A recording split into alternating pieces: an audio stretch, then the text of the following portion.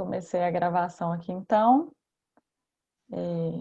Podemos começar a roda de conversa da sala número 4. O primeiro trabalho é de Fernanda Tedeschi e Andrea Zampero. Tem como título Indicadores de Alfabetização Científica. Análise de manifestação do indicador explicação é uma sequência de ensino investigativo com alunos dos anos iniciais do ensino fundamental.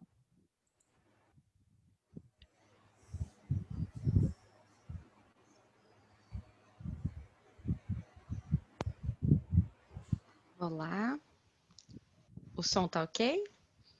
Tudo ok. Você conseguiu compartilhar o slide? Já vou compartilhar aqui. Joia.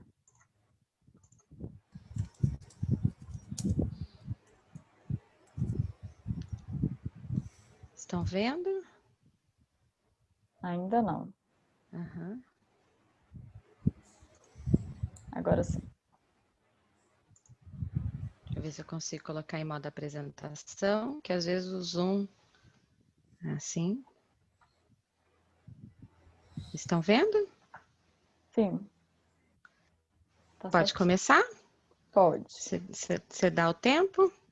Já estou marcando. Ok. Bom dia a todos e a todas. Um feliz dia aos professores para todos nós, né?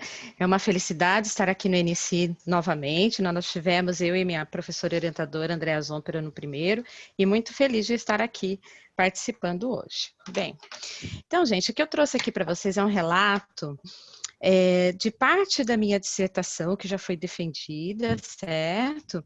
E é uma pesquisa que já foi realizada, e nós trouxe aqui para fazer um relato para vocês sobre essa pesquisa, sobre o ponto do indicador explicação. Nós fizemos um trabalho, uma sequência didática investigativa, né, com alunos. Nós buscamos fazer com alunos do segundo ano do ensino fundamental, lá dos anos iniciais, né? Por entender que as crianças, desde cedo da sua escolarização, elas já devem estar participando de atividades voltadas para o ensino da alfabetização científica, para que elas realmente desenvolvam essas capacidades, né? A capacidade de investigação, a capacidade de verificar esse conhecimento científico, enfim. Então, aqui é um relato de um dos indicadores, né? Porque nós temos vários indicadores dessa alfabetização científica, como proposto pela Lucilena Saceron, né? E nós trouxemos aqui a explicação, porque no momento que a gente apresenta a problematização para as crianças, né, né, em geral, passamos por algumas fases, né, pela fase de levantar a hipótese, de testar a hipótese, enfim. E a gente chega lá na explicação onde as crianças fazem esse confronto, verificam o que deu certo, verificam o que deu errado e assim por diante.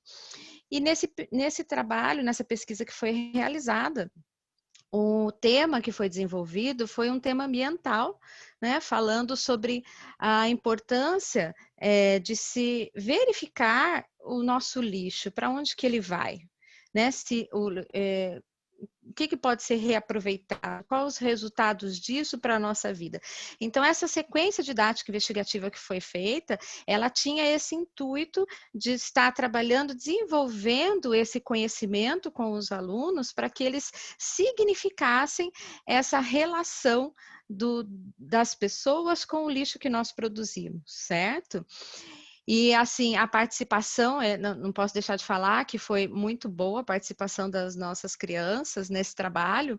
A gente foi feito com toda a turma do segundo ano, uma turma só, mas com toda a turma, embora os resultados a gente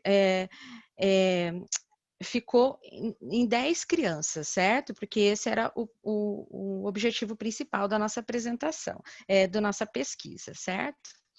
Bem, então, nós fizemos esse trabalho lá numa escola pública, lá não, aqui, né? Aqui em Londrina, no Paraná, numa escola pública municipal, que abriu as portas, nos deu a oportunidade de estar desenvolvendo esse trabalho com as crianças, né, do ensino do segundo ano, e nós levamos essa oportunidade para que eles pudessem está participando desse processo de atividades investigativas, que não é uma prática ainda tão comum nas salas de aula, e as crianças ainda não têm tanto acesso a esse modelo, né, de aula, de construção de conhecimento. Bem, nessa sequência, nós tínhamos 3 atividades que elas eram interligadas. Então, o primeiro problema, as crianças tinham que perceber quanto de lixo que elas produzem, quanto de lixo que uma pessoa produz, seja esse lixo orgânico, não orgânico, seja reciclável ou não. E o interessante dessa comunidade especificamente, que era uma comunidade de periferia, e era familiar para eles a acumulação desse material, principalmente material reciclado, porque algumas famílias, inclusive, tinham essa... como é que fala? Tinham juntar esse material como renda. Então, as crianças já vivenciavam essa situação, mas apenas com essa relação de renda e não com a relação de cuidados com o meio ambiente e assim por diante, né? E nesse processo foram feitas várias atividades, rodas de conversa com os alunos, né? Momentos onde eles poderiam se manifestar, colocar suas ideias, e isso é interessantíssimo porque as crianças ainda têm um posicionamento de esperar que o professor leve essas ideias, que o professor traga as informações, e nós fizemos justamente o contrário, né?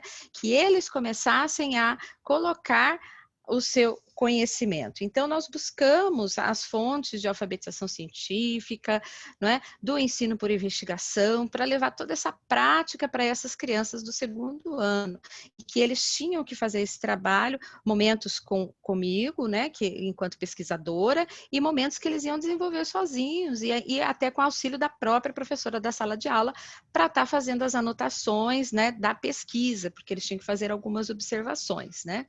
Nesse trabalho, nós buscamos a referência da Carvalho, né, no nível 2, né, o grau de liberdade dessa ação entre professor e aluno, né, para que fosse desenvolvida todas as etapas dessa atividade investigativa, certo?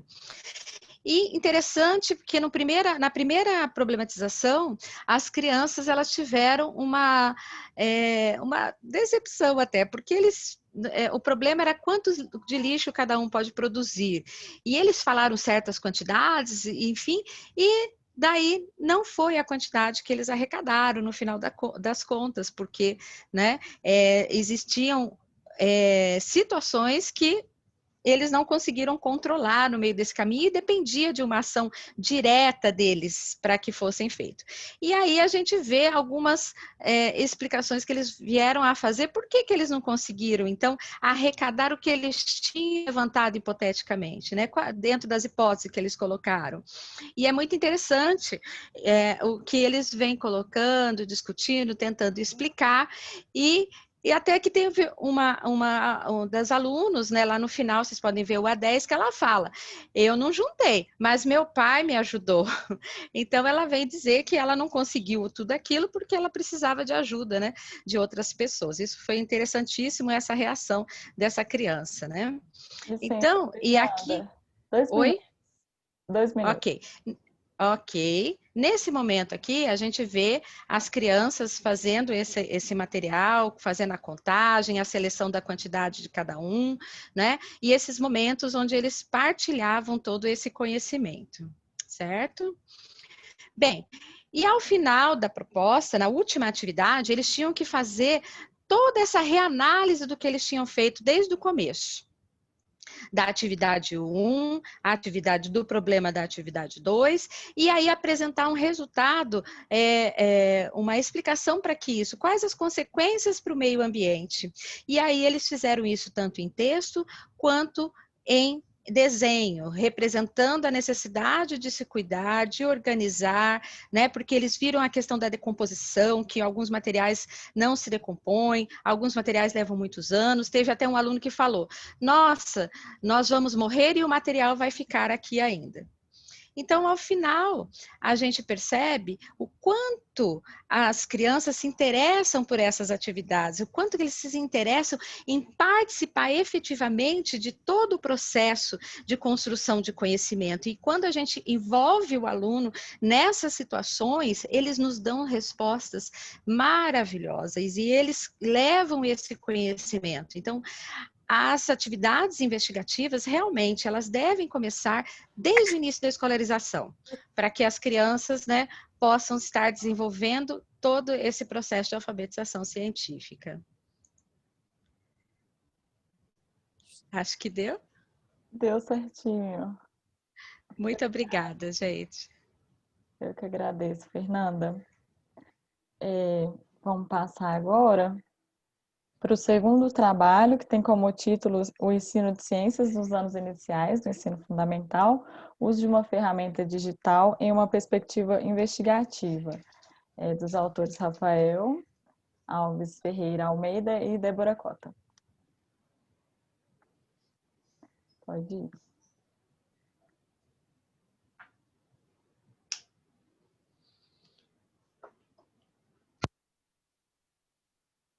Rafa, a gente não te ouve.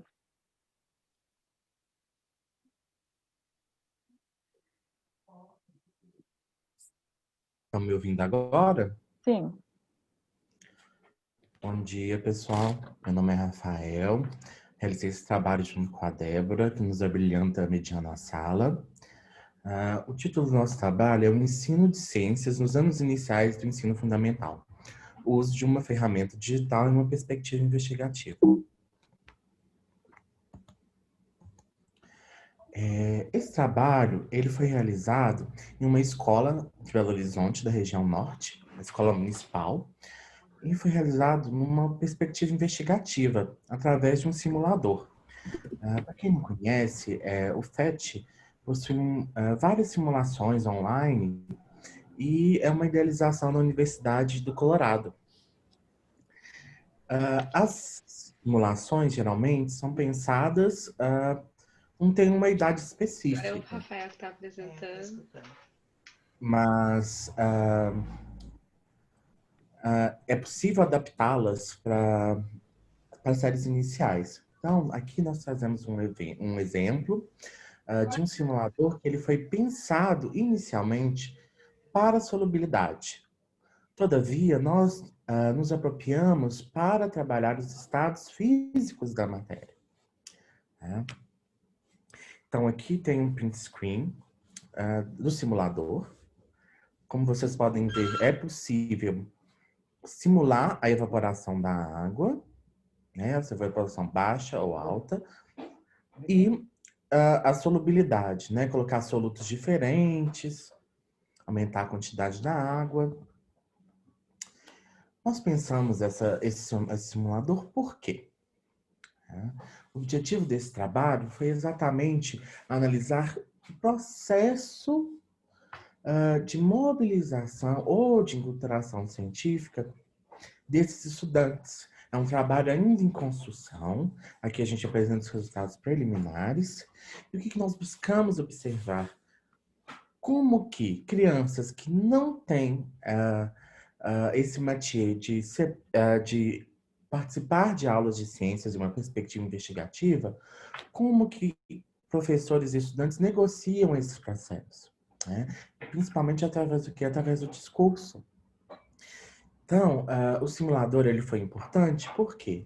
Primeiro, porque ele apresenta uma possibilidade de, através de uma atividade experimental de cunho investigativa, os alunos e professores conseguem alterar elementos do sistema que, se fosse realizar o mesmo experimento com a água e o sal, por exemplo, demorariam dias e horas, né? Por exemplo, através do simulador eu consigo evaporar toda a água ou diminuir toda a água. Então, a nossa pergunta geradora, a partir do experimento, foi: um aluno coloca o sal em uma certa quantidade de água. O sal, ele, né, dissolve nessa solução. Então, nós nos perguntamos para os alunos: para onde foi o sol? Tradicionalmente, existe uma visão da cognição infantil de que as crianças não conseguiriam abstrair, trabalhar com conceitos abstratos ou com uma ideia abstrata. Então, o motivo de utilizarmos este simulador e com essa perspectiva foi justamente para mostrar que, na verdade, isso não acontece.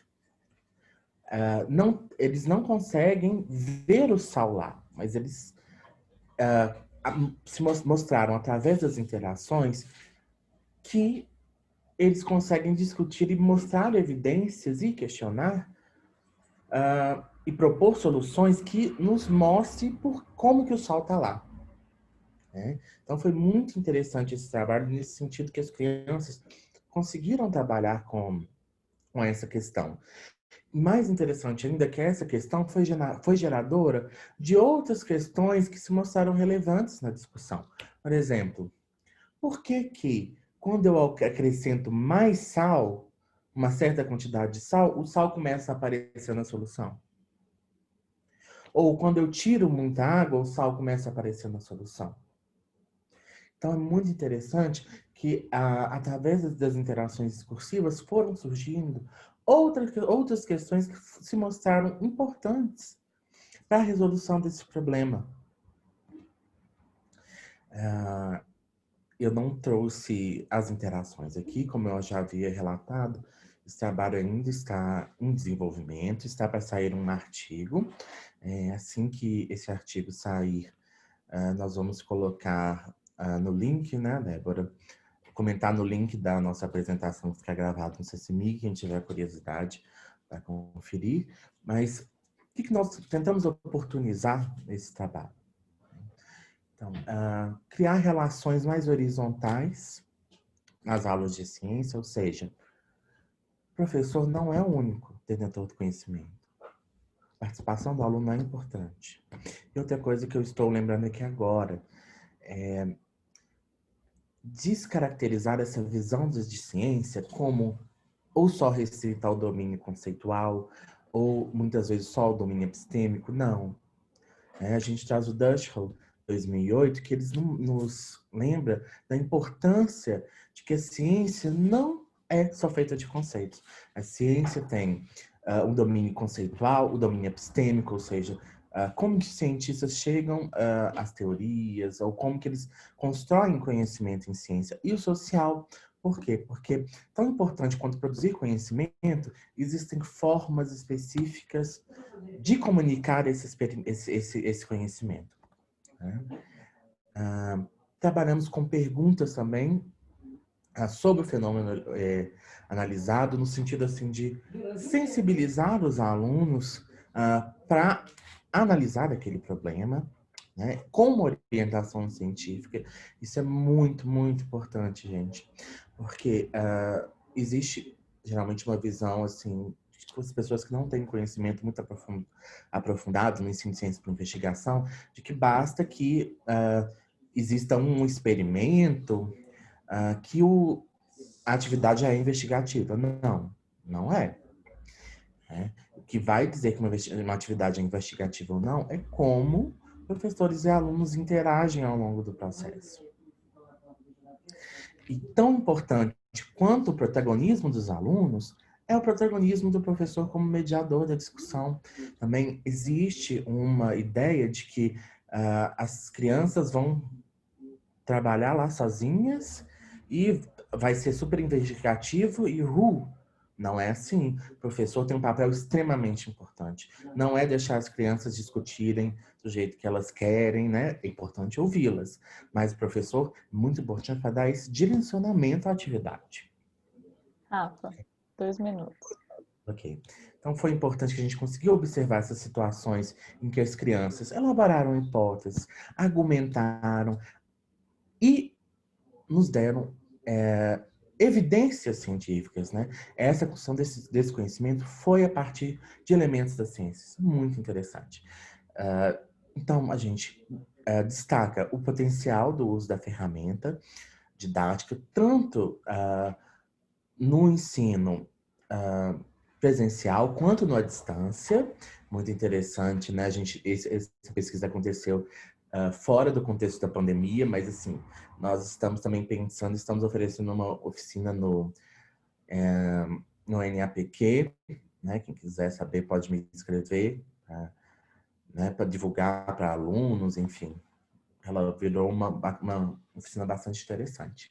Então, já como conclusão, a gente gostaria de destacar exatamente o que eu já tinha falado, né? O uso da ferramenta por si só não torna o trabalho em sala de aula investigativo. É preciso que o professor seja mediador das interações, garantindo cunho investigativo, que as crianças se engajem em situações significativas de aprendizagem. A educação em ciências deve preocupar-se com o letramento científico e a formação cidadã, que envolve, entre outros elementos, a capacidade de tomada consciente de decisões que possuem impactos individuais e coletivos e que possibilitem os jovens questionar ou explicar fenômenos naturais ou não do mundo contemporâneo. Muito obrigado, pessoal, pela atenção. Obrigada, Rafael. Obrigada, Rafa, por apresentar nosso trabalho. Eu vou chamar agora o trabalho da Nícia Niceli Rodrigues Domingues, intitulado Interações com Pequenos Animais e o Ensino de Ciências na Educação Infantil.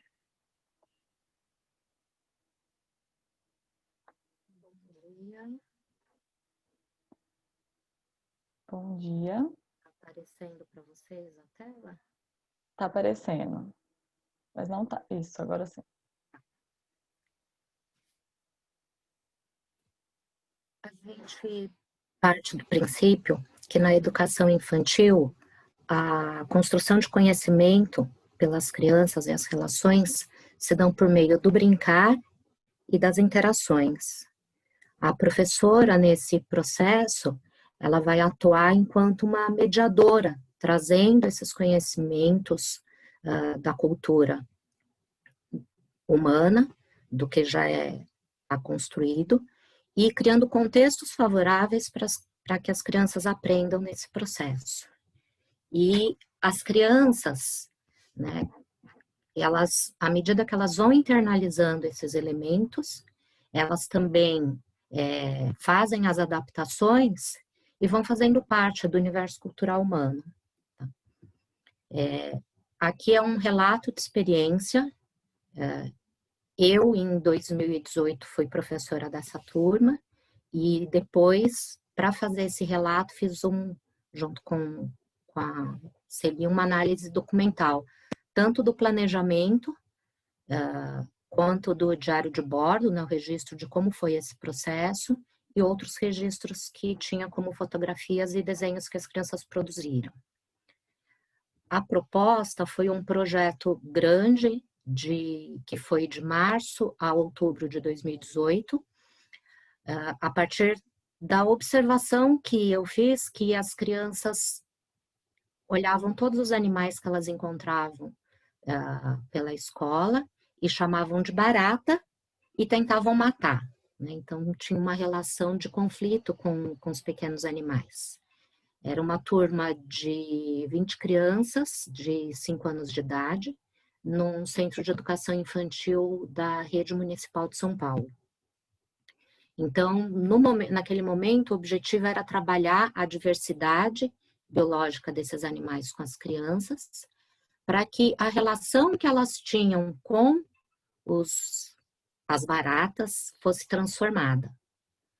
Para o relato de experiência, a gente centrou a atenção em algumas vivências que foram propostas entre abril e maio, que foram momentos coletivos de interação das crianças com as materialidades, os espaços que a gente tinha, e elas foram muito inspiradas num curso de difusão que a Celi ofereceu em 2017 na EASH, com o título Ciências Naturais na Educação Infantil, aproximações possíveis entre as crianças e a cultura científica. Então, aqui a gente tem as atividades, as vivências que foram propostas nesse período com as crianças. Então, o início foi um estudo de meio para que as crianças pudessem visualizar e reconhecer os diferentes animais que a gente tinha no espaço da escola. Depois desse estudo de meio, foi feito um levantamento do conhecimento prévio. Então, a partir do momento que eles puderam percorrer a escola, observar, treinar a atenção para achar esses animais, que eles pudessem dizer, verbalizar o que eles tinham encontrado. E eu funcionei como escriba, registrando no quadro os bichos que eles identificaram, que eles olharam, e a gente trabalhou também as quantidades desses bichos. A seguir, a gente fez uma atividade de desenho, onde eles podiam se expressar livremente, então eles escolheram algum dos animais que eles encontraram nesse estudo de meio, para poder fazer um desenho, uma representação de como eles viam esses animais. E depois a gente partiu para que eles tivessem contato com mais informação científica. Então, teve uma investigação que eles puderam fazer a partir da coleção de artrópodes do espaço... Deixa eu ver aqui, eu me perdi. Tá. Do Espaço de Ciência, Cultura e Educação da IASH, que me fez o empréstimo dessa coleção. Então, as crianças puderam olhar, observar e fazer as suas hipóteses. E foi bastante interessante porque eles começaram a verbalizar e a mostrar que eles conheciam muito mais, sabiam vários nomes que não só barata. E também foi feita investigação em materiais impressos, né? Tanto livro didático de ensino fundamental e médio, que eles puderam observar as figuras, as ilustrações e fotos, quanto livros paradidáticos e outros animais como brinquedos de aranhas e outros artrópodes. Essas duas atividades a gente repetiu mais de uma vez, tanto por conta da demanda das crianças que pediam para ver isso outras vezes, como também com o objetivo de aumentar o tempo que elas tinham de observação desses animais e dessas representações. Por fim, foi feito um outro momento de desenho e as crianças, de novo, escolheram, né, que animais que eles iam representar. Eles escolheram, eles tiveram liberdade para expressar como eles viam esses animais. A partir do material que a gente analisou, a gente percebeu uma intencionalidade docente, né, porque houve pesquisa prévia, houve seleção das materialidades com as quais as crianças iam interagir, e isso proporcionou para as crianças experimentações diversas. Os registros mostraram também que as intervenções que foram feitas pela docente tinham muito mais um auxílio para direcionar o olhar para que essas observações fossem mais cuidadosas, na parte da leitura, né, dos materiais, de legenda, de alguns textos explicativos que estavam nos materiais impressos, porque as crianças de 5 anos não são alfabetizadas. E tudo isso ocasionou a promoção de acesso para as crianças a elementos da cultura científica. A gente tem também na educação infantil as famosas rodas de conversa, e elas aconteceram antes das vivências e depois das vivências. Então, tinham uma função de orientar as crianças sobre o que a gente iria executar. Um momento em que eles tinham a oportunidade de comunicar os seus achados, de socializar as descobertas e o conhecimento que eles construíram, ao mesmo tempo que ela também servia de conexão entre as vivências, né? Porque foi um período de 2 meses e ao longo do tempo, em cada momento, a gente ia fazendo essas atividades.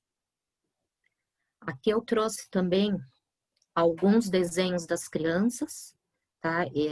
Foram selecionados só os desenhos das aranhas, porque como as crianças tiveram liberdade para fazer o desenho, Teve criança que fez um animal no primeiro desenho e depois fez um outro, então não tinha como comparar.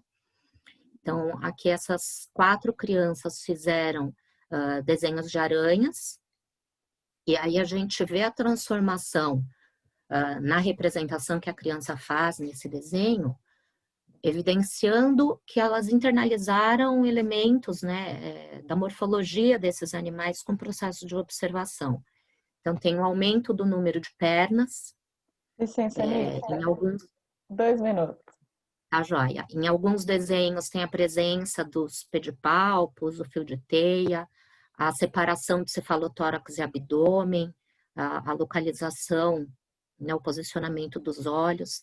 Então, quando a gente observa o primeiro desenho com o segundo de cada criança, a gente pode ver a evolução, o desenvolvimento desse desenho na representação dos animais. Então, por fim, ainda que essa proposta não tenha sido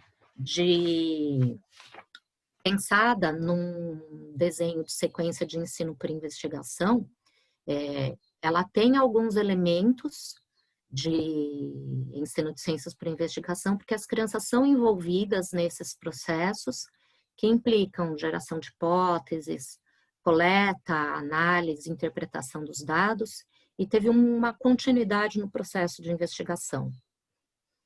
A gente vê também que muitas das publicações da educação infantil não falam na investigação da criança na perspectiva do referencial teórico do ensino de ciências por investigação, mas tendo em vista que essa observação é potente e que há um engajamento muito grande das crianças, é interessante a gente pensar nesse processo, na inclusão do ensino de ciências por investigação na educação infantil, para que as crianças possam se apropriar dos elementos da cultura científica, mesmo com pouca idade e sem estarem alfabetizados.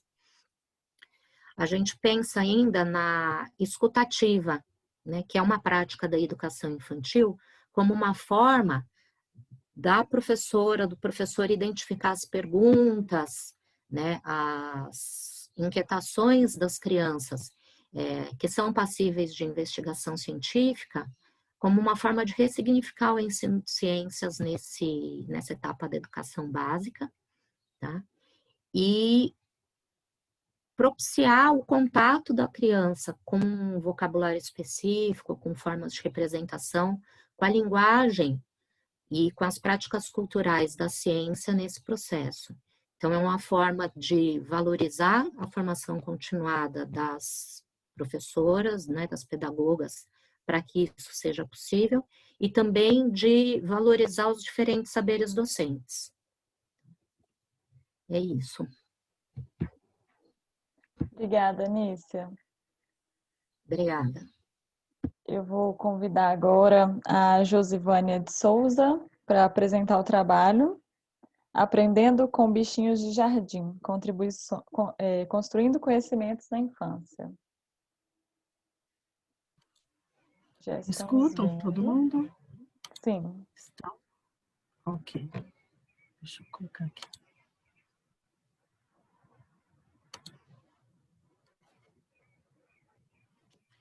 Bom dia. O meu trabalho é falar sobre os bichinhos de jardim, aprendendo com os bichinhos de jardim, construindo conhecimentos na infância. Eu vou explicar o porquê que eu sou a mestranda da Universidade de São Paulo, ensino de ciências no programa de Física, no Instituto de Física, e sou orientada pela professora Celi Domingues.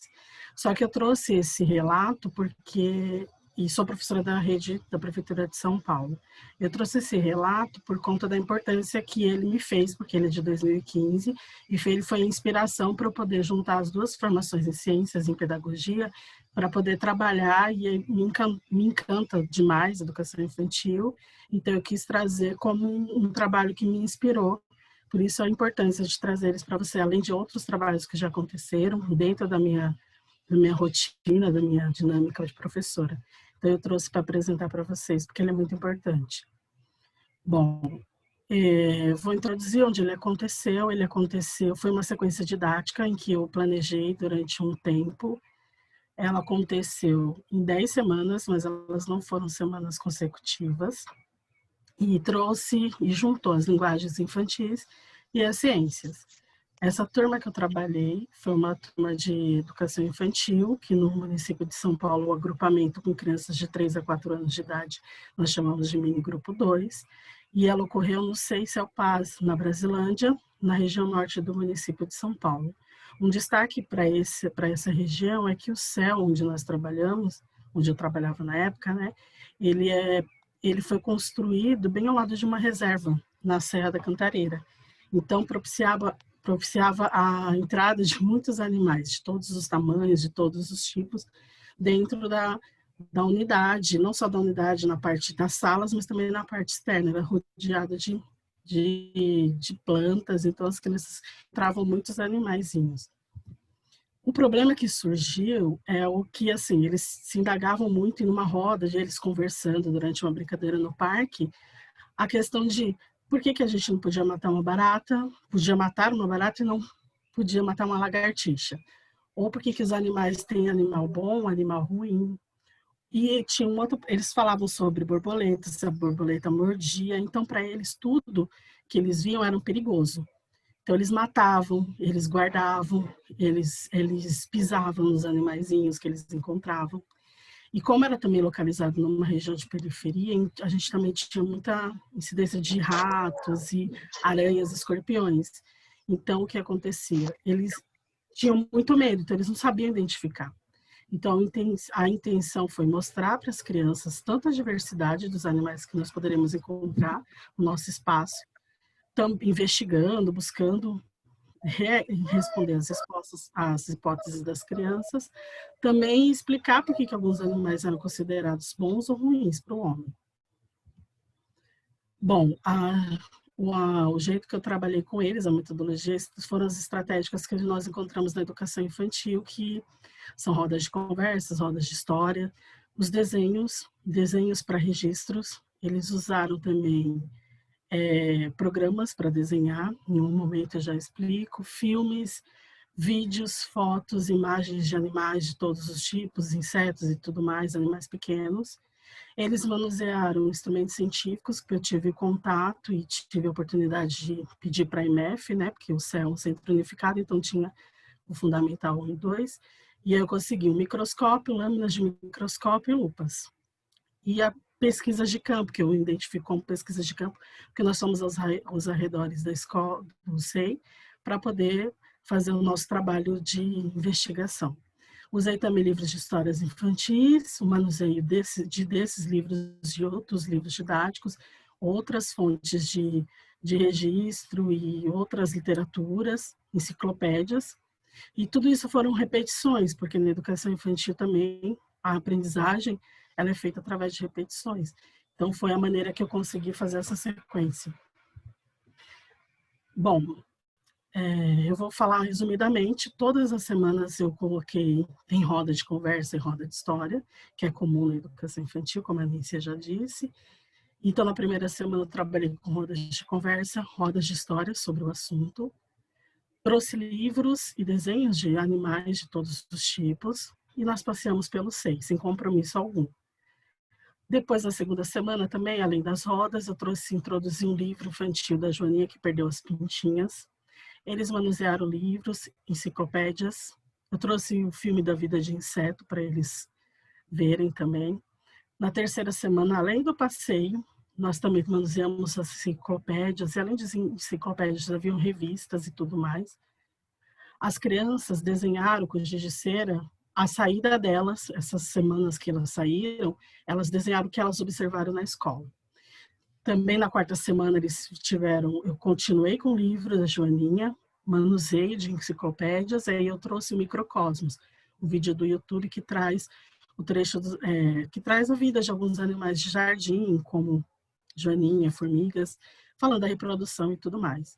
Na quinta semana, além da roda de conversa sobre tudo isso que a gente tinha feito, eu trouxe um livro do sapo bocarrão que fala de uma cadeia alimentar, mas fala que o sapo come moscas e tudo mais. E, além da releitura, mais vídeos, mais clipes e músicas, as crianças puderam verificar algumas coisas diferentes. Aqui são vários momentos, não é a sequência correta como está lá. Aqui foi a primeira vez em que nós saímos e fomos sem compromisso procurar o ao redor do SEI, com as lupas já. Aqui eles já saíram em busca de animais. Aqui foram quando eles encontraram alguns animais. Nessa parte dá para ver que tem uma turminha aqui e uma turminha aqui. Então, tudo que eles encontraram nesse dia, eles conversaram entre eles e discutiram o que eles gostariam de ver. Nesse momento, eu já havia falado para eles que eles iam ver, mexendo no instrumento, que ia aumentar muito o tamanho. Eles ainda não tinham contato com o microscópio. Então, eles ficaram bem assim, indecisos. Então, as turminhas eu dividi e entre eles decidiram o que queria ou não ver. E nessa turminha daqui, eles escolheram essa borboleta. Aí, na sexta semana também, eu usei massinha de modelar para eles modelarem os bichinhos, como que os bichinhos eram. Lupas, potinhos, fomos a campo de novo. E aí, a partir desse momento, dessa semana, eu comecei a falar só sobre animais muito pequenos, animais de jardins que eles se interessavam mais, que era mais o assunto, né? Porque as perguntas eram sobre lagartixa, joaninha, aranha. Continuei trabalhando com livro de microscópios e aí eu comecei a perceber uma mudança de comportamento deles, porque eles começaram a falar mais sobre como que era um animal, como que era outro, nem todos podiam matar. Eles fizeram colagens de figuras, eles montaram um painel de vários animais e é interessante que aqui eles só fizeram colar animais e desenhar os insetos. E na nona semana eu trouxe para eles o microscópio. Demorou para eles aprenderem, fechar um olho e não, e o outro deixar aberto, mas eles tiveram esse acesso. E na 10ª semana, com a parceria que eu tive na IMF, eles puderam entrar no laboratório de informática. Coincidentemente, o professor de ciência estava trabalhando com animais, com o 6º ano, e aí, junto com o professor de informática, nós pedimos para eles, os alunos do 6º ano, ensinarem as minhas crianças, a desenhar nesse programa e a pintarem. E eles pintaram todos os animais, formiga, joaninha e tudo mais. Licença, Josivânia, 2 minutos. Ok. Aqui dá para ver quando ele virou a lupa. Naquela outra turma, eles escolheram o grilo. E aqui mostra como eles olharam os animais. Só que assim, o que ficou marcado é que o grilo foi o que deu para eles olharem, porque a borboleta desmanchou, tinha só álcool comum e ela acabou desmanchando, eles viram o grilo, mas assim, e outros animais que tinham lá guardadinhos no pote. E aqui é o momento que eles foram para o laboratório na IMF e eles trabalharam e desenharam com os bichinhos. Pelos resultados que eu tive na época, eu vi que ficou mais claro o entendimento sobre os animais nocivos. Eu percebi também que a aprendizagem ocorreu por meio de práticas investigativas planejadas, né? Eu planejei todas elas, mesmo não sendo consecutivas. Houveram discussões entre eles, muitas vezes eles discutiram sobre o que eles queriam, os animais que eles queriam ver, se podiam ou não mais matar. Houve um aumento de repertório, que eles conheceram mais animais, não achavam que tudo era bicho. Houve registros deles, do trabalho de campo deles. Outros conhecimentos foram construídos, porque as mães falavam que eles traziam coisas novas para casa.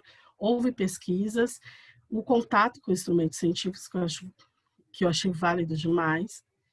E houve a interação social entre eles, né? Eles conseguiram conversar e decidiram muitas coisas com isso. E a minha consideração final é que, segundo o Domingues e a Trivelato, ao ouvir as vozes dos alunos, a professora possibilita a turma de vivências significativas e os pequenos, no caso, puderam refletir sobre os novos conhecimentos, mudando algumas atitudes.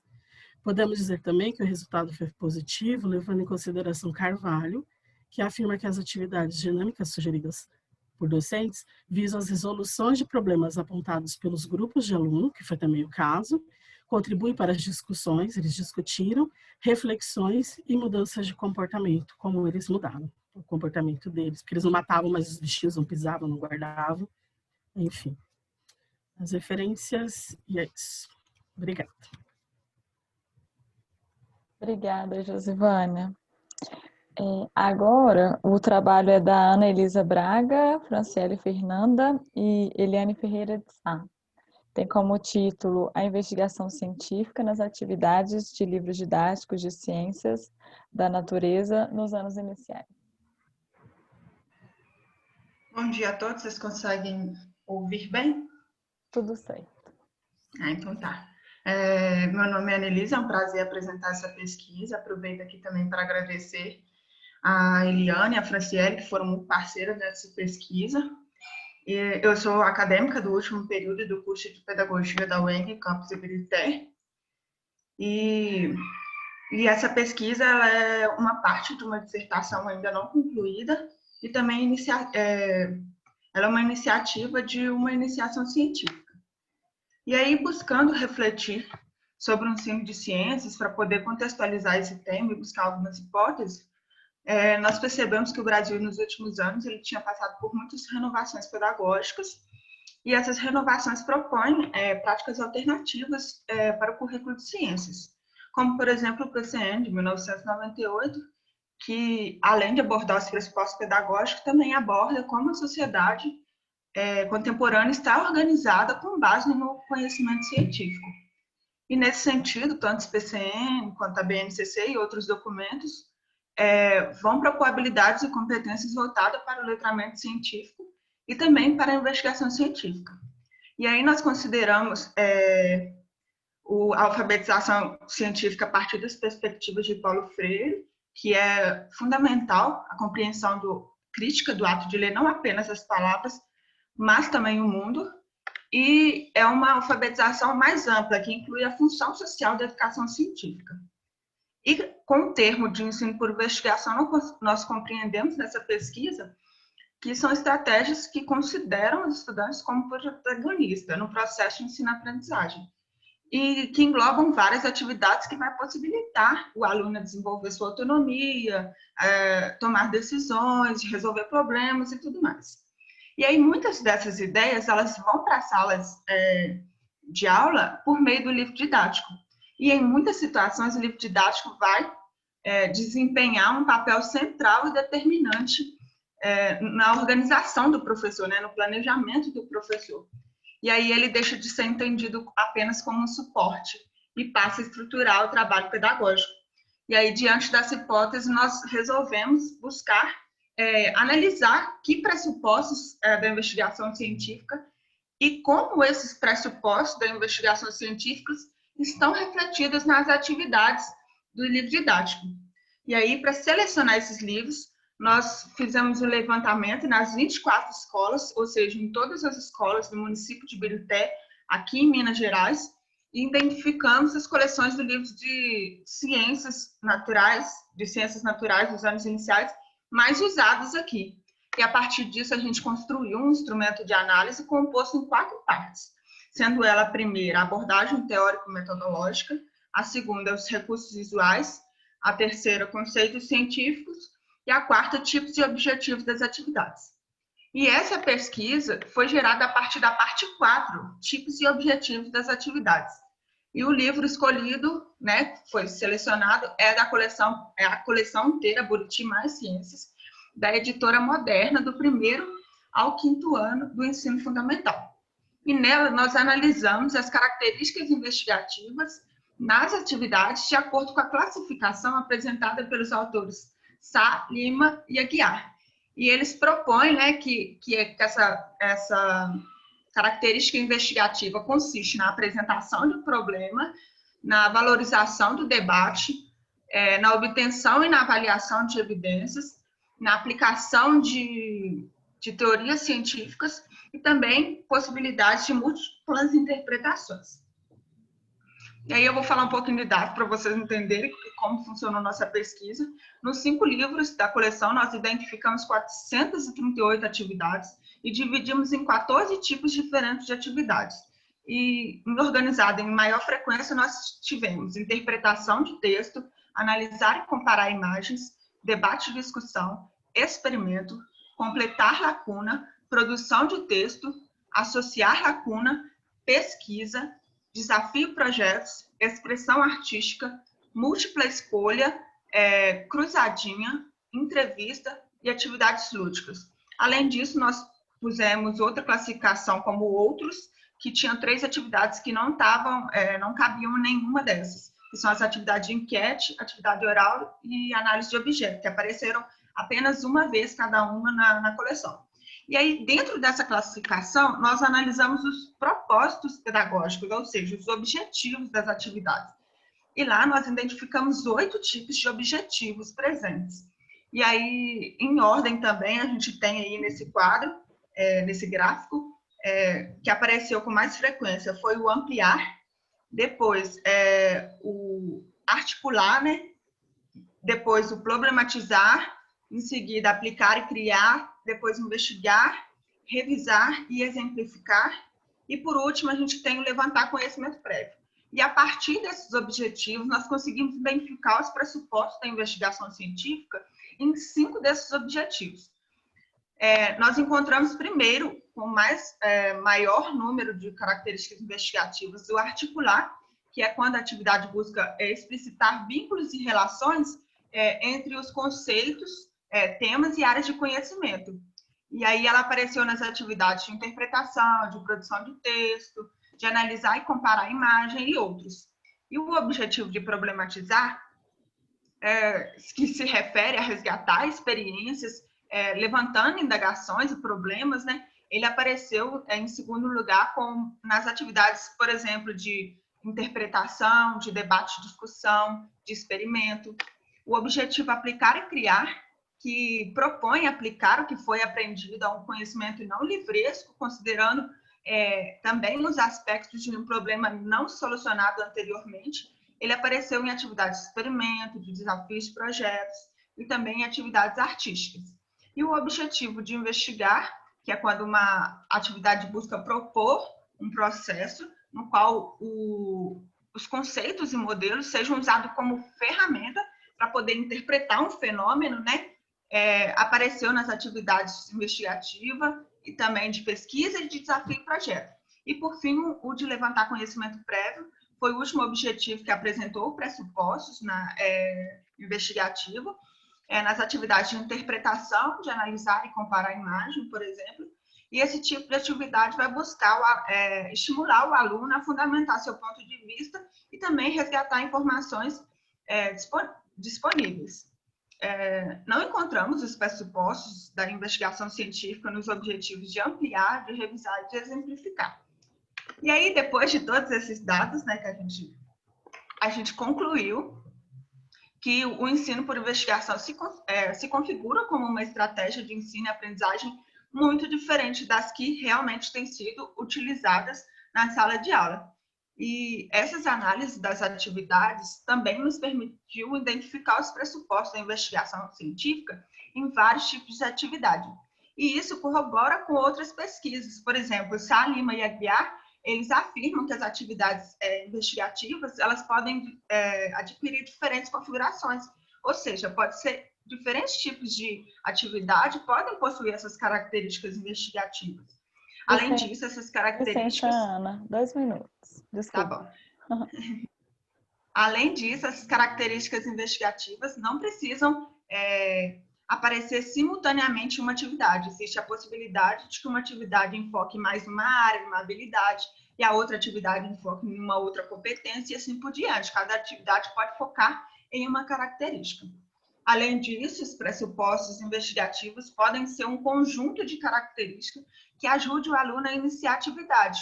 Aquela atividade é uma característica que vai instigar o aluno, né? Vai dar motivação a ele, vai dar inquietação para ele pesquisar aquilo. E nessas perspectivas, as atividades ultrapassam a mera execução de certo tipo de tarefa e torna-se uma oportunidade para desenvolver novas compreensões. E por isso deve ser entendido como um elemento central na formação do estudante, possibilitando os alunos a revisar os seus conhecimentos e as suas compreensões acerca do mundo que vivem.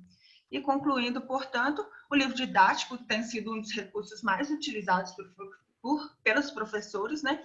E grande parte dos livros didáticos produzidos hoje, eles oferecem uma diversidade de maneiras, tanto de ensinar quanto de aprender. e também para diversificar as estratégias de ensino. Mas a gente acredita que um bom livro didático pode contribuir muito para a melhoria desse processo de ensino-aprendizagem, desde que haja a presença ativa do professor. É aquilo que o Rafael contribuiu nessa pesquisa. O professor faz muita diferença para que as atividades se tornem realmente com a presença da característica investigativa, né? E não cabe somente ao livro essa função. Nesse sentido, o professor deve ser o sujeito que dirige esse processo educativo e não se submetendo totalmente aos conteúdos criados pelo autor, né? Nem suas abordagens ou suas sequências lá presentes no livro. Nossas referências utilizadas. Bom, esse foi o nosso trabalho. Agradeço novamente a escuta de todos. Se ficou alguma dúvida, posso esclarecer no chat. E espero que vocês tenham gostado. Muito obrigada. Obrigada, Anelisa. Vou chamar agora a Nathalie Severo para apresentar o trabalho dela, que tem como título Por que ensinar ciências por investigação no ensino infantil brasileiro? Uma revisão bibliográfica.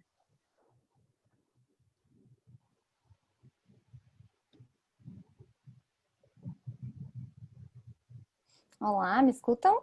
Sim. Tudo bem? Então, bom dia, gente. Eu sou a Nathalie. Eu sou bióloga de formação e mestranda da Universidade Federal do Rio Grande do Sul, aluna do programa de pós-graduação em Educação em Ciências. Então, esse trabalho, ele surgiu da... Perdão. Não estou aqui, pronto. Ele surgiu da revisão bibliográfica do meu projeto de mestrado. E as minhas questões motivadoras foram o meu desejo de entender como o ensino de ciências na educação infantil pode atuar no estímulo da curiosidade inata das crianças e desenvolver o interesse delas pelas ciências da natureza. Além disso, também tentar entender quais os benefícios em ensinar ciências através de atividades investigativas tão cedo na vida escolar. Eu trago aqui então para vocês um pouco do que eu encontrei nessa revisão bibliográfica para tentar responder essas questões. Então, a metodologia desse trabalho consistiu na leitura dos principais documentos oficiais usados como guias para a educação infantil, o Referencial Curricular Nacional, as Diretrizes Curriculares Nacionais e a Base Nacional Comum Curricular do Ensino Infantil. E também outros autores foram consultados para discutir os temas da educação infantil, ensino de ciências e ensino por investigação. Então, ao visitar a literatura sobre as escolas de educação infantil, nós vemos que o contexto de surgimento ocidental dessas escolas está ligado aos conceitos socialmente construídos de infância e às mudanças socioculturais dos últimos 3 séculos. Então, durante a industrialização europeia, no século XVIII, o afastamento das mães dos lares para fazer parte da força de trabalho provocou mudanças na estrutura familiar e social.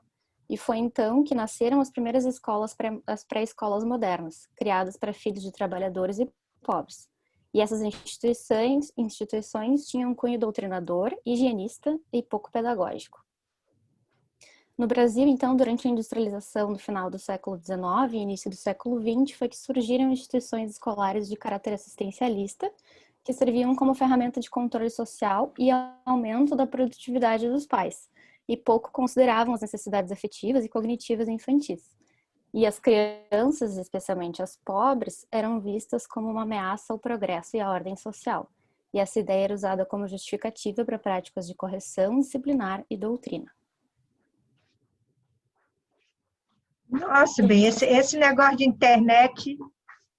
Nós tivemos alguns avanços na direção de uma educação que prezasse pelo cuidar e educar, quando a educação infantil passou a ser atribuição do Ministério da Educação e um direito das crianças de 0 a 6 anos, com a Constituição Federal de 88. E também com o Estatuto da Criança e do Adolescente, é que são estabelecidos direitos fundamentais às crianças e adolescentes, incluindo o acesso à educação.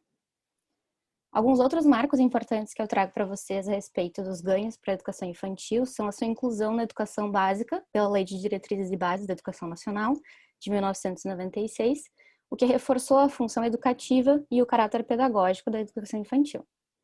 A Lei nº 12.796, de 4 de abril de 2013, que tornou a educação básica obrigatória a partir dos 4 anos, Essa lei trouxe vários avanços nas políticas públicas e discussões pedagógicas a respeito do ensino na pré-escola.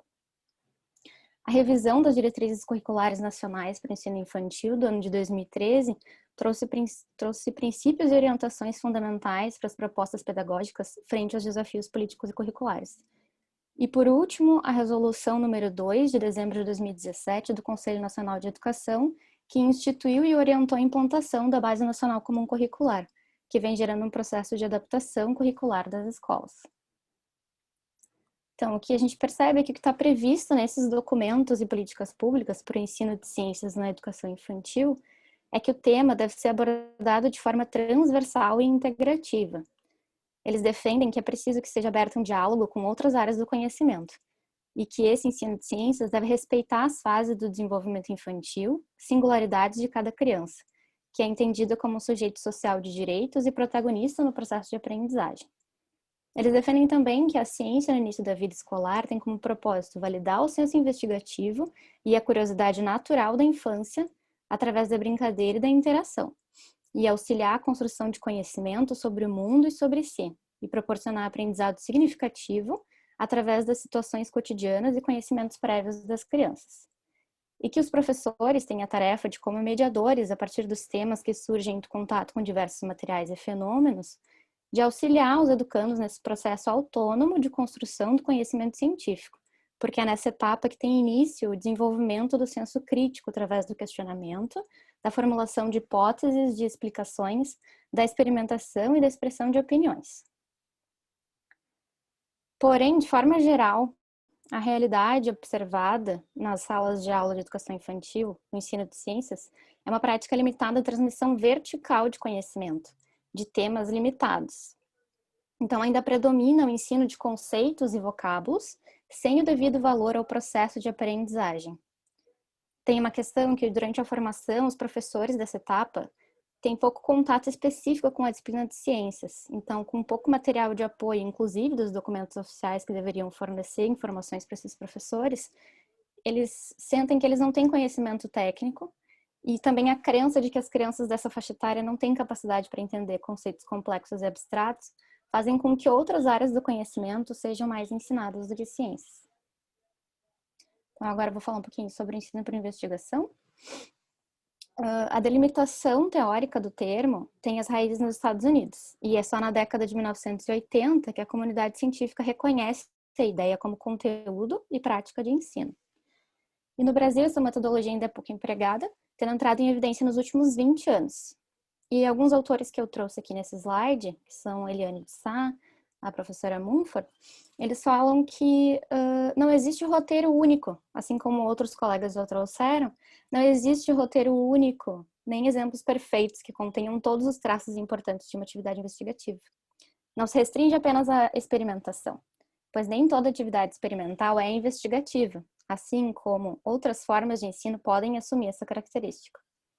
Então, além disso, o nível de intervenção do professor pode ser variável, o que permite a aplicação para diferentes faixas etárias e perfis de alunos, incluindo os alunos da educação infantil. Então, a caracterização do ensino por investigação está ligada ao espaço para questionamento e escuta, debate por parte dos alunos e a postura que o educador assume como mediador do conhecimento. Se define também pelo engajamento dos alunos em obter respostas a problemas sem solução imediata. E, principalmente, se define pelo espaço para o erro. Então, as vantagens aqui, o ensino por investigação ele incentiva a autonomia e a aprendizagem significativa pela valorização dos questionamentos e curiosidades espontâneas das crianças. Encontra-se diversas convergências entre a metodologia e o que se espera para o ensino de ciências na educação infantil nos documentos oficiais brasileiros. Nathalie, licença. Oi. 2 minutos. Tá bem, obrigada. Então, como considerações finais, o que eu gostaria de trazer aqui é a educação infantil, entendida como um processo de educar e cuidar. Essa díade, ela ainda é muito recente no cenário brasileiro.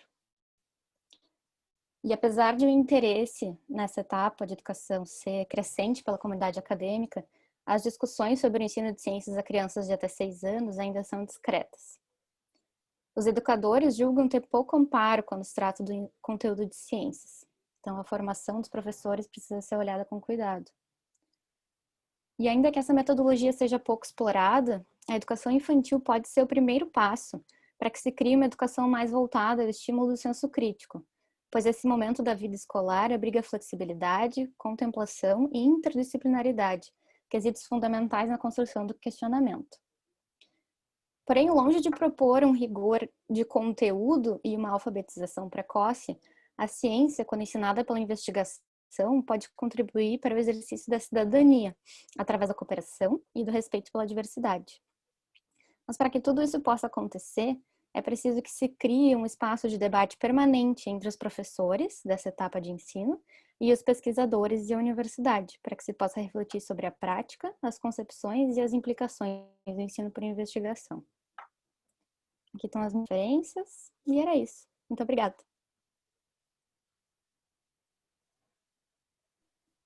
Obrigada, Nathalie. Que agradeço. Bom, a gente termina aqui nossas apresentações de hoje. Eu quero, em nome da organização do evento, né, agradecer a participação de cada um de vocês. E a gente tem algumas perguntas aqui já no chat. As próprias pessoas querem conversar. Depois eu tenho um comentário também, e para falar que, acho que eu vou começar pelo meu comentário, que a gente está falando muito da mediação do professor, né, do papel do professor aqui, mesmo a gente com foco na participação das crianças, com foco na construção, né, elaboração dos conhecimentos pelas crianças, a gente percebe essa importância. Então, eu convido vocês a darem uma olhadinha lá no site, que a gente tem algumas rodas falando sobre formação de professor. Então, acho que isso é interessante também, a gente, enquanto estudantes aí, né, da pós-graduação, que um dia vamos trabalhar e também trabalhar com a formação de professores, seria interessante a gente também participar, né, dessas discussões. Eu vou começar lá de cima, que a Vanessa fez uma pergunta. Deixa eu achar aqui. Sobre o simulador. Como que eu e Rafael adaptamos o uso do simulador para os anos iniciais? Você quer começar, Rafa? Posso começar assim, Débora. É uma pergunta. Tem algumas outras perguntas que me foram feitas. Você acha que eu já abordo todas de uma vez ou a gente vai na ordem cronológica? Eu acho que pode ser assim. Você já fala todas e aí a gente vai entrando aqui nos assuntos. Deixa eu abrir minha câmera. Um minuto. Então, Vanessa, obrigado pela pergunta. Nós pensamos essa apropriação tomando muito cuidado, foi um trabalho de parceria, né? Eu sou licenciada em Ciências Biológicas e a Débora é pedagoga. Então, nós tentamos nos atentar exatamente para essas questões, no sentido de nos preocuparmos em tornar as interações discursivas mais horizontais e, em relação específica ao ensino de ciências, tomar extremo cuidado que o foco, pelo menos na nossa visão, que nessa etapa não é necessariamente a formalização do conceito. O que eu estou querendo dizer com isso? Não é tão interessante as crianças saírem de uma atividade ou de um conjunto de atividades sabendo falar a evaporação ou solubilidade é. Contudo, esses conceitos, eles ficaram com um pano de fundo. Né? Então, nós pensamos mais em oportunizar situações em que as crianças conseguiriam iniciar esse processo de se apropriar de práticas com uma orientação científica. Que práticas são essas? Formular hipóteses com orientação científica, argumentar a partir de evidências científicas, né? Então, assim, eu acho que até isso até já nos leva a pensar a pergunta que... outra pergunta que eu acho que a Regina nos fez, sobre como que nós analisamos. Eu vou pedir permissão para compartilhar a tela, Débora. porque eu tenho aqui... Ai, meu Deus, não era o que eu queria, tudo bem. Ai, meu Deus, foi o negócio errado. Pera aí, gente. Como vocês podem ver, são poucas janelas abertas. Aqui. Então, nosso trabalho ele foi feito a partir de elementos da perspectiva etnográfica e da análise do discurso em uma perspectiva da sociolinguística. O que nós fizemos, então? A perspectiva etnográfica, ela tem Ô, um Rafa, diferencial. peraí, Oi. é porque não mudou o link. Você mudou Vocês o não link? estão vendo? Não, Não. eu tô Eu compartilhei a vendo... tela. Então, nós estamos vendo o seu navegador no site Ah, do evento. ô, senhor, peraí, então. Ah, acho que agora vai. E agora? Foi. Então, pessoal, o que eu estava falando, que a perspectiva etnográfica, ela traz um diferencial, que é o seguinte. Muitas vezes, os trabalhos que investigam situações de sala de aula, ou eles são feitos através, muitas vezes, de questionários, ou então com foco só no professor ou só no aluno. E a perspectiva etnográfica com foco nas interações discursivas, na perspectiva sociolinguística, ela tem esse cuidado de mostrar, né, de tornar visível como que o sentido é construído a partir tanto da perspectiva do professor quanto do aluno, que em etnografia nós chamamos de perspectiva êmica. Então, como que se deu esse trabalho? Esse trabalho ocorreu com gravação de áudio da aula e, como era um trabalho de apenas um dia e nos tentamos adequar essa perspectiva etnográfica para este um dia de trabalho, nós nos apropriamos de um processo que chama processo iterativo responsivo, que envolve justamente nos atentarmos e entrarmos em contato constante com os dados. Então, nós fizemos a transcrição da aula inteira. Vocês podem ver, tem 42 páginas. Porque foi muito importante para a gente poder ouvir o áudio várias vezes, ler a transcrição várias vezes. E aqui, a análise de dados ela ainda não está pronta para o artigo, né? Nós estamos chegando lá. Por quê? Porque nós também estamos utilizando uma perspectiva de análise do discurso fundamentada em pistas de contextualização, do Gumper. O Gumpers escreve Gumpers, né? Mas fala Gumpers porque ele é alemão. Ele entende que as pistas de contextualização, como aumento de voz, do tom de voz, alongamento, pausas, elas são importantes na construção do sentido. Mas eu falei isso tudo para quê? O que a gente já começou a perceber, que era o objetivo do trabalho?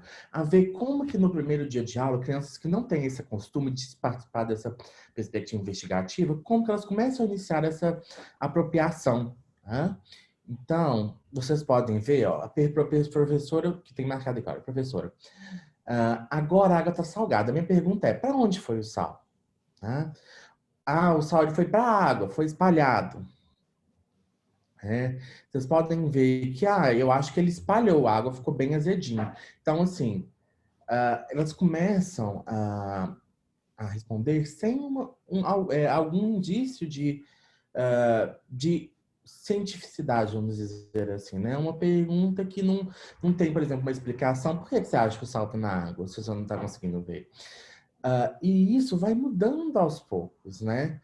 Então, por exemplo, uma coisa interessante que eu gostaria de destacar, se vocês forem no simulador, vocês vão ver que tem uma torneirinha embaixo, que na verdade ela não tem muita função assim no experimento em si, pelo menos porque, na perspectiva que a gente pensou.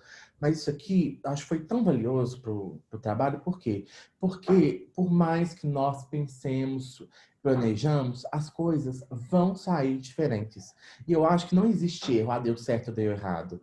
Mas, olha, acontecem desafios no ensino de ciência de investigação, acontecem. Mas está tudo bem, vamos superar. Não existe resultado errado ou certo em ciências, mas vamos pensar sobre ele. Por exemplo, tem uma pergunta dos alunos, até que a professora aborda isso, que leva para uma coisa, vai totalmente contra, que era assim, da água sair por uma torneirinha que não tinha muita importância para a pergunta em si, mas o que? A professora ela teve essa calma de olha, não, vamos pensar em outra coisa, mas por que isso é importante para o Sal, né? E assim, mais para frente, para eu não me alongar muito, a gente consegue ver os alunos, né, já tentando colocar algumas questões com orientação científica, lá, com uma explicação que a Aline fala. Porque tem pouca água. E o sal ficou lá embaixo, né? Então, assim, tem muito bacana os resultados, tem muito potencial. E foi exatamente o foco nisso mesmo, de mostrar como esse processo inicia, né? Porque tem essa perspectiva de que o ensino de ciência e investigação é muito demorado, as crianças têm que se apropriar desses elementos da perspectiva científica, e nós concordamos com isso. Mas também é possível ver que existem micropassos que já acontecem na primeira aula, né? A gente vê pequeninas mudanças, né? Que ao longo do tempo podem levar ao processo de alfabetização científica. Desculpa que eu já me alonguei muito. Antes de eu chamar a Fernanda, porque a Anícia chamou a atenção, né, dos dois para a questão da análise discursiva, ver se ela quer complementar um pouco. Eu acho que é importante falar só aqui para a Vanessa da questão de como que a gente adaptou, porque no início eu pensei que o simulador não ia se adequar, não ia ser adequado à etapa, né? Os meninos não iam conhecer, não iam compreender, não iam achar interessante. Então, a primeira coisa foi tipo um reconhecimento, assim, olha, vocês estão vendo aqui, eu projetei, né? E aí a gente foi conhecendo mesmo a ferramenta. Olha, o que tem aqui? O que é esse desenho? O que será que ele representa? E aí eles foram, ao longo do tempo, conhecendo esse simulador e foram querendo utilizar outras ferramentas lá, perceberam que tinha a opção de mudar ao invés de adicionar sal, poderia adicionar uma outra coisa. Professor, então clica ali, vamos ver o que pode. Aí eles foram interagindo com o simulador do jeito que assim, ao longo do tempo que a gente foi conhecendo mesmo a ferramenta. Então, eu acho que foi bem legal. Débora, isso me chamou a atenção para uma coisa que eu acho que vale a pena frisar também, que existe uma visão da cognição da criança, principalmente sobre a participação de crianças em aulas de ciências, como se elas fossem já naturalmente curiosas ou participativas, e na verdade a gente não vê isso. O nosso trabalho não fala disso com uma certa profundidade, mas a gente está escrevendo um artigo também, né, propaganda, que mostra exatamente isso. A participação em ciências, inclusive com crianças, ela é construída. E não é sempre que as crianças vão estar dispostas ou interessadas. É um processo que dá trabalho e é construído ao longo do tempo. E o professor, novamente, tem um protagonismo muito grande em relação a isso. Então, pessoal, Obrigada. Fernanda, você quer falar um pouquinho da sua coleta, da análise discursiva? Deixa eu abrir aqui, falo sim. Gente, quanto trabalho maravilhoso, né? Coisa boa poder a gente estar dividindo isso aqui. Bem, para ser breve, aproveitando o gancho do Rafael, fazendo propaganda também, eu tenho o artigo publicado lá na revista Espaço Pedagógico, né, em 2018, então vocês podem dar uma olhada lá também. Gente, a coleta de dados do meu trabalho, ela foi feita por meio de registros escritos, né, pela pesquisadora, seja por mim, né, a gente foi feito, teve gravações também, né, os registros escritos dos momentos de discussão, das rodas de conversa que todo mundo falou aqui, o quanto elas são enriquecedoras, né, para essa troca, né, dos momentos de construção do conhecimento. Então foram feitos esses registros, foram feitas gravações. Eu tive um probleminha com as gravações, porque os alunos ficavam tímidos, então tinha aluno que falava, e no momento das gravações eles ficavam olhando, então nós não fizemos na sua totalidade, como o Rafael apresentou de vocês, né? Nós fizemos alguns momentos para que eles pudessem se desinibir, mas os registros também dos desenhos que eles fizeram, né? Porque nem todos eram alfabetizados, alguns estavam no processo, então eles não sentiam tanta, como é que fala? Segurança.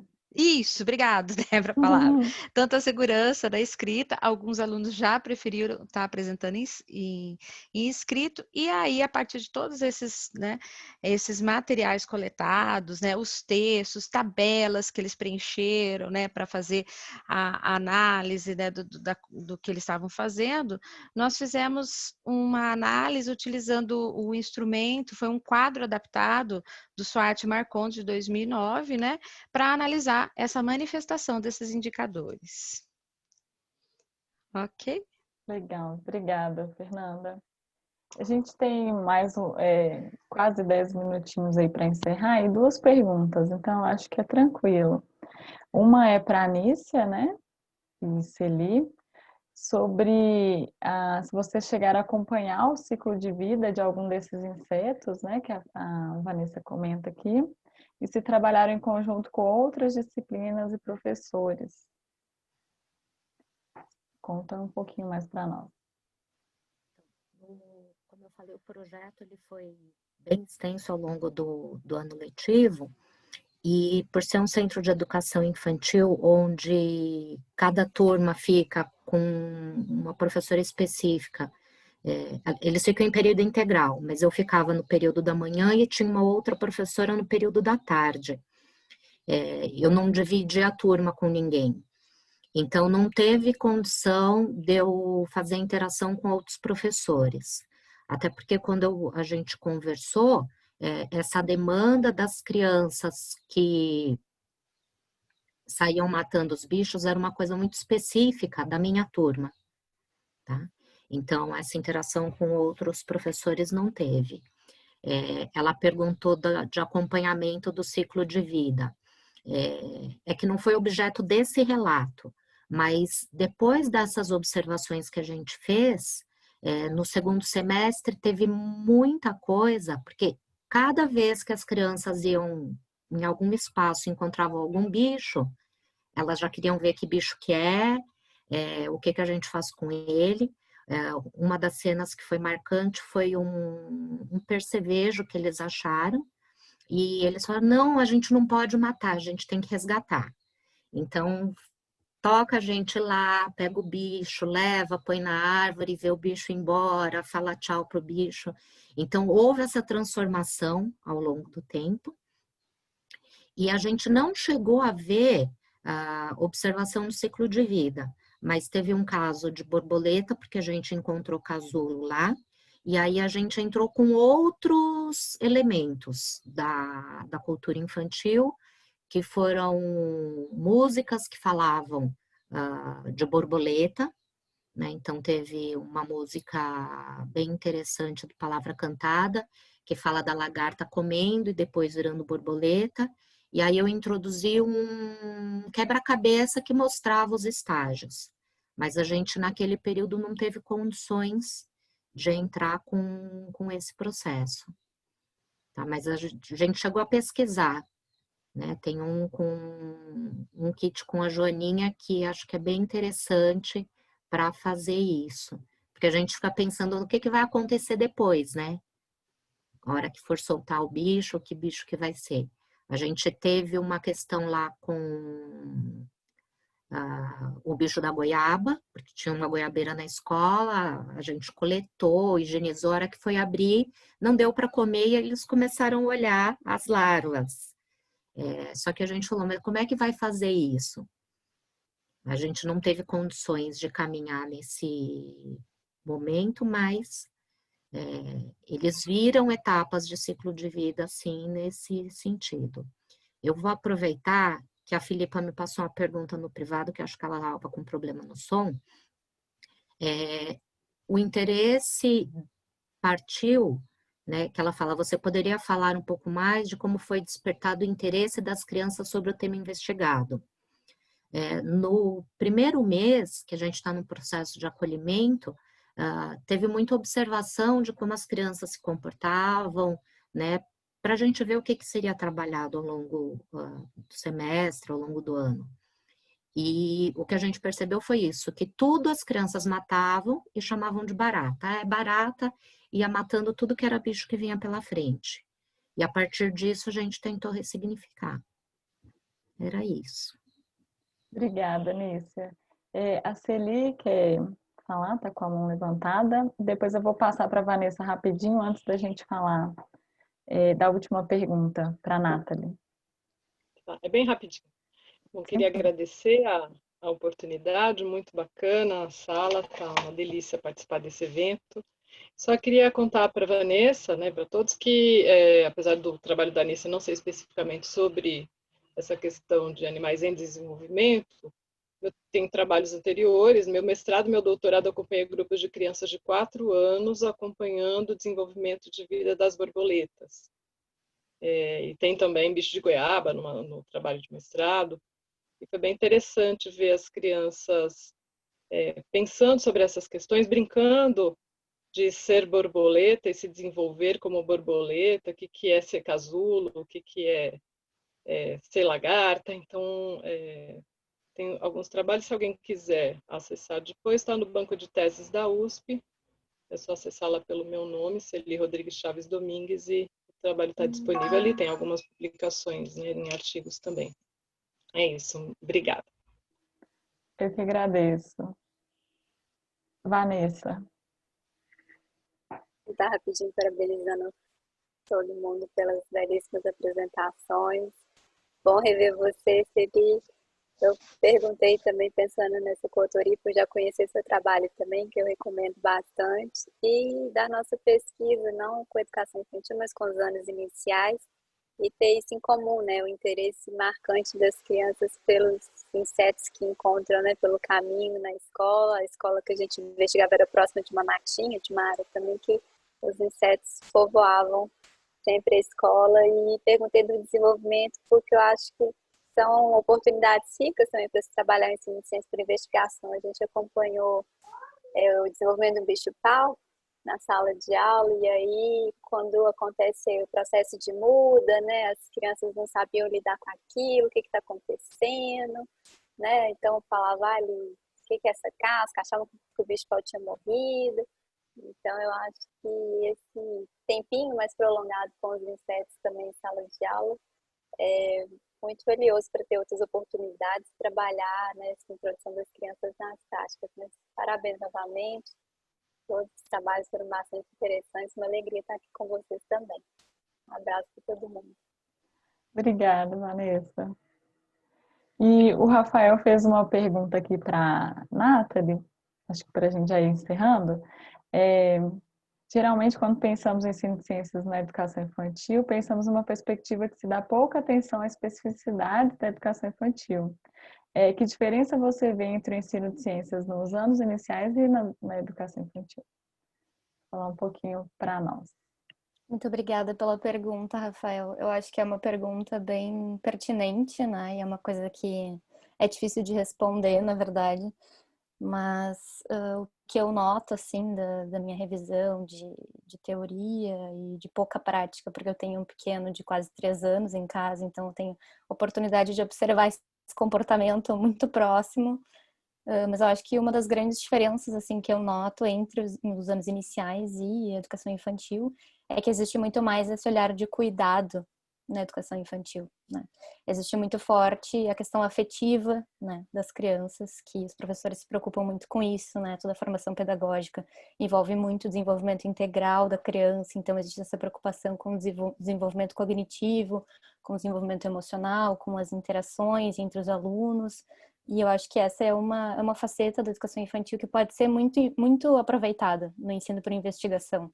Porque as crianças, assim como vários colegas já disseram na cidade, elas têm, apesar de não ser tão simples na hora do ensino, né, elas têm esse ímpeto, né, essa vontade de querer saber, né, essa questão da descoberta, assim, que eu acho que é muito fascinante nesses primeiros anos de vida, né, e se o professor se permite escutar esses questionamentos, né, e olhar para esses questionamentos como uma possibilidade de ensinar ciências, né, que eu acho que falta muito isso, né? Falta muito identificar em quais momentos as crianças estão tendo questionamentos que é possível a gente trazer os temas, né? E eu acho que essa é uma das dificuldades dos professores da educação infantil, é de notar, né? Escutar essas crianças e perceber, olha só, eles estão aqui matando os bichinhos, igual a colega falou, né? Então, essa é uma oportunidade de trazer esse tema, trazer os insetos, né? Trazer tudo isso. Então, acho que essa questão da afetividade, né? É uma questão que pode ser mais explorada. E não que as crianças percam a afetividade durante o ensino fundamental, né? Os anos iniciais. Mas acho que o olhar do professor para isso, assim, é uma coisa que pode ser bem explorada. E eu acho que é um diferencial, sim, né? Então, eles têm toda essa questão do desenvolvimento emocional, que pode ser muito frutífero, assim, se for bem explorado, né? Pelo professor com um olhar atento. Não sei se eu respondi. Obrigada, Nathalie. Eu agradeço. Rafael, excelente, comentou aí. Eu fiquei lembrando um pouco, não sei se vocês estão trabalhando com a educação infantil, conhecem o trabalho da Marilyn Fleer, é uma australiana. Eu acho bem interessante porque ela tem um conceito, um conceptual play lab, que ela trabalha, que é a partir de situações de imaginação, trabalhar conceitos, conhecimento sobre ciência, tecnologia, engenharia. É bem legal, depois se vocês quiserem dar uma pesquisada, é um trabalho interessante. Passa o nome dela para nós. Vou escrever aqui. Para colocar no meu trabalho. Botei no chat. Gente, foi muito bom estar aqui com vocês.